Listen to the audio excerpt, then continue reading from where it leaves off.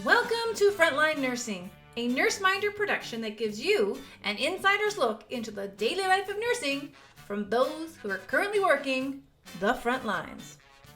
Whether you are new to nursing, you're a student, or a nurse in transition, this show will give you behind-the-scenes information to help you guide your career.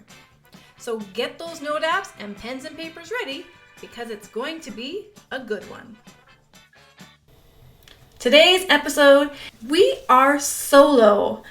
My name is Tammy Dunnett and I have been nursing since 2006.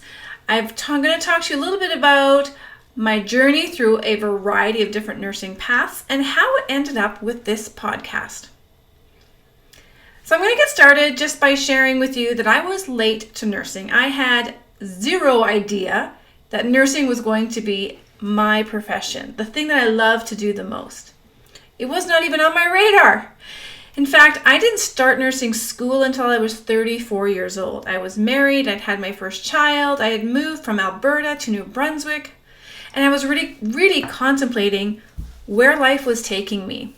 So when I moved to New Brunswick, I left behind my own business that I had, plus I was working full-time as a medical transcriptionist, and I thought it would be super easy to duplicate my life there.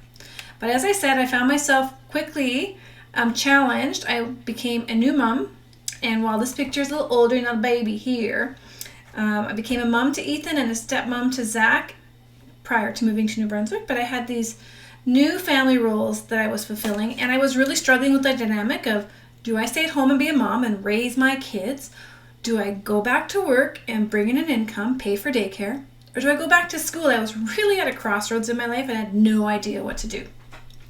Really feeling the pressure to do stay-at-home mom or go to work. So I needed some help.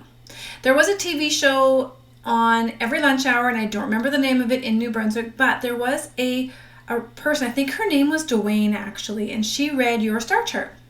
And I watched her several weeks in a row, it was only once a week, and I phoned in and I got through.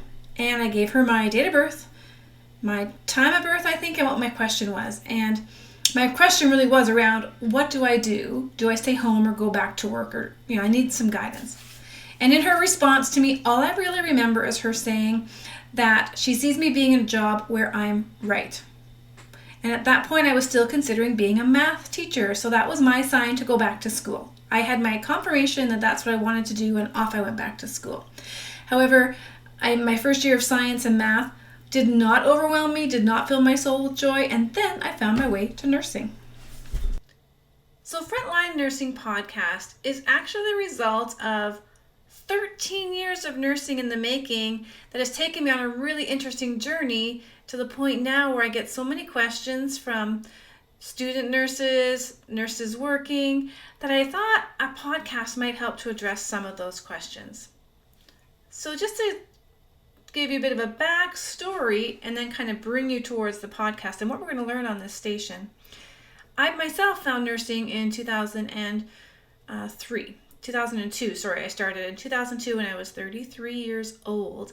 So I wasn't right out of high school. I wasn't a young nurse. In fact, many of the nurses in my class, their parents were my age. Although I didn't feel old and they didn't make me feel old. But I came to it late in life. I had no idea that nursing was even going to be a profession for me. Before I found nursing, I was quite happy. I was a medical transcriptionist, worked full-time for physicians. I also had my own business doing the same thing.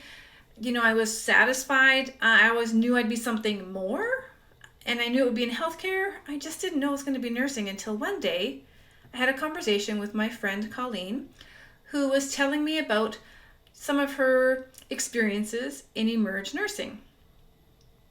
And I remember this conversation so vividly because I believe I was actually living in New Brunswick at the time. I had just moved there, newly married. I now have a child, and I was sitting at home and wondering, what am I going to do with my life? Do I stay at home and be a stay-at-home mom, which is a great option? Do I go back to work, or do I go back to school? So she was kind of helping me figure some of those things out. And she was sharing with me how one day in Emerge, the physician she was working with asked her to massage the heart. And I remember her sharing that she was kind of perplexed at first because she'd not heard that before. And what he wanted was CPR. They quickly figured it out, and she was doing that. And we kind of joked about the way that all kind of happened. And I remember thinking after that conversation that was a pretty interesting story. And what a cool thing to do is to be a part of somebody's life-saving measures. So I thought, gosh, if she can do it, there's no reason why I can't do it. So I started to research nursing, and I joined the University of New Brunswick, did my first year of nursing, and after that time I joined the military, and they continued to pay for me to be a student while I did my service in the summers, and I worked for them when I wasn't in school. So 37 years of age, I graduated from nursing school. So for those of you who will be listening to this podcast and learning through the stories of those I'll be interviewing, one of the questions I often get asked is, am I too old to go into nursing? I always say no. Even if you're in your 40s, you have a lot of years that you can still work. So just know I went when I was older and I graduated, and I have now been nursing for 13 years. I had to write that down actually. 13 years already. I can't believe how fast this time has gone and how varied my career has been. So military nursing is another topic of interest that I get asked a lot about. And if you're looking to do your nursing degree and marry that with a career in the Canadian Forces, I would recommend it, absolutely. There are some great benefits. You'll get paid while you go to school. Your tuition and your books are all paid for. That's a bonus. But the better side of that is during your summers, you're going to be learning how to be an officer in the military. You're going to go away and learn some French language. You're going to learn how to shoot weapons, which I had never done before. I got to rappel and do some really amazing things and drill even, which, I didn't even know I would like those things. So don't be afraid of them if you've never done them. Take that into consideration, that there can be a lot of enjoyment in that. And I now have friends across the globe from all of the tours and all of the training that I've been able to do. Now I stayed in for almost 10 years, and through that time I was able to work across Canada. And as a nurse, I specialized into critical care. There are a few different options. You can go into operating room, critical care, which is ICU and emerge, mental health, and I think community health might be another one, but I'm not 100% sure if that is correct. A few options that you have to specialize and take your career further within the Canadian Forces. Within that, you spend a lot of time in the hospitals working bedside as a nurse to develop your skills and to feel comfortable in your skills. And I got to work in a variety, this was the best part, a variety of different floors.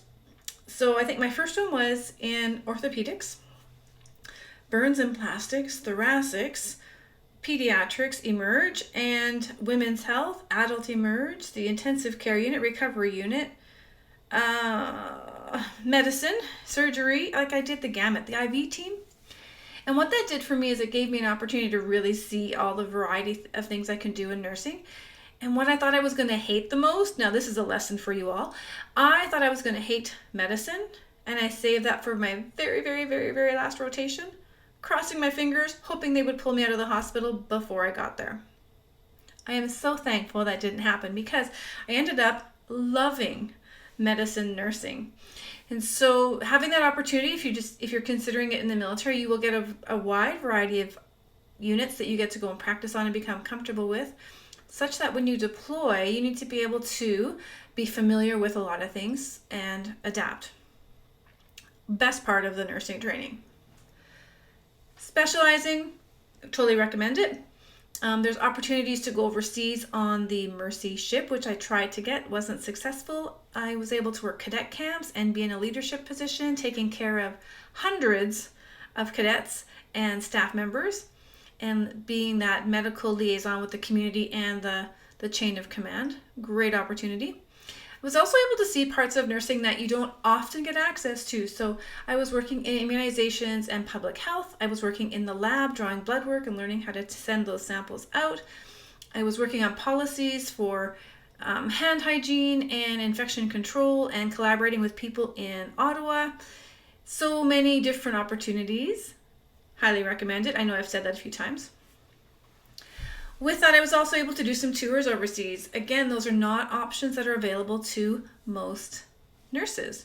And so I was able to go to Haiti after the earthquake in 2010, and then again in Afghanistan in 2011. And those are the things that I miss the most about the military, is having those opportunities to work with colleagues from other countries and to learn in very unique and diverse environments, places that would challenge you. You know, I used to be in the emerge, I used to feel like concern for a patient who came in and when they were working at home and maybe the saw blade had taken off the tip of their finger. A little bit of panic sets in. You don't normally see that stuff. But after going to Afghanistan, where I see people with their limbs blown off, I think I'm much better prepared now for that tip of the finger that's been cut off. Completely different perspectives of life and illness. With that, I always knew that I wanted more. I wanted to teach. Teaching had always been a part of my career goals. And while I didn't have many opportunities formally in the military, although that is another option, you can go and become a teacher in various different courses, I was starting to look outside for that more permanent teaching role, and that's where I ended up going next. So after my military career, I was also still working casually as a civilian nurse in ICU and Emerge. I popped on over into education and began my career teaching in 2013. I absolutely fell in love with it. Passing on the knowledge and the skills and helping new students find their confidence and their competence with the skills and the theory and putting it all together just lit my soul up. And so I started to teach, and as a result, I have been now involved with over 2,000 students in their education and pursuing either LPN or their BN degree in a variety of different settings, both in theory and in clinical and in lab. And with that comes a lot of questions. I feel so honored that I've built these relationships with my students that they're like, I'm going to message Tammy and ask her these questions. So I've noticed recently that I've been getting a lot of, hey, do you think Emerge would be a good choice for my final preceptorship? Or I've been working in medicine for a year and I think I'd like to specialize. What do you think, what would you recommend? And after I was getting a lot of these questions, I thought, okay, I need to do a podcast where I can share this information from the perspective of those people who are currently working on the front lines. I talked to a few people, they are like, this is amazing, and that is how frontline nursing got started. More importantly, what you're going to get from the guests on the show is that behind the scenes look, that frontline perspective of somebody who's currently doing the job that you may be interested in, or you don't even know you have an interest. One of these people may be like my friend Colleen. Talking to her, I was like, wow, I think I want to do that. You may get those same moments when you listen to the various guests on this show. Now, the other cool thing about this podcast is it doesn't stop there. I know not everybody listens to audio files. I know not everybody likes to watch videos. I know not everybody reads, but I'm going to give you a little bit of everything with this show. So after every podcast airs, you'll be able to go to nurseminder.com/frontline nursing, and you're going to find that there is a membership area that if you would like to join, you will get access to tips sheets, interview sheets, things that you can do if you want to prepare yourself, links to different resources to help you dig further into that profession. I want it to be a one-stop shop for you so that you don't have to spend your time looking around and going, geez, is this article worthwhile? Is this where I'm supposed to go? I have that covered for you. So nurseminder.com/frontline nursing is where you're going to be able to join us in the members area and in the community of nurses helping nurses. So join me next week when we talk with Rosalie DeVoe. She is a perioperative nurse, and she will share her origin story as to how she found nursing, and you'll get some really great insights into the world of the operating room and if it might be a fit for you.